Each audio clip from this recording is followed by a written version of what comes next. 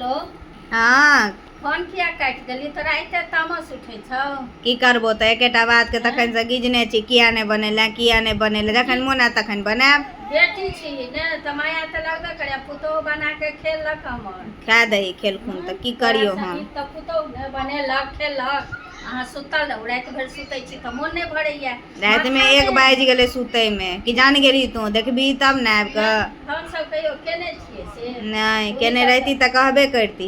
तू ही सब एकटा करे छै नया प्रधान भेला गड़ द के दम गेल एहने फाकरा जे लोग कहै छै ने कहबे आ करतू एके छै।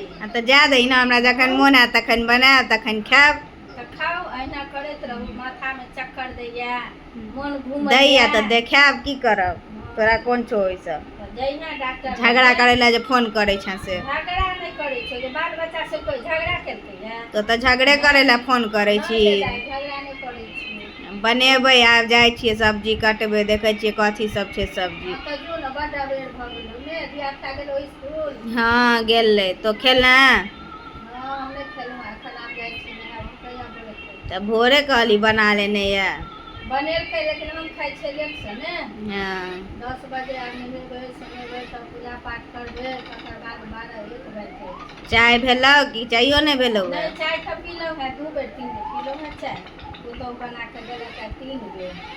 अच्छा ठीक छै चल हमहूँ जाइ छी खाना पीना बनबै ला करबो फेरो की सब बनेबी जाइ छियै देखबै दालि भात तरुआ सब्जी इएह सब बनेबै ना और की बनेबै। त जो जल्दी बना के खा ले दियो पुता तो ने स्कूल सब हाँ। टाइम लाग जेतो जाइ छियै आब बनेबे करबै।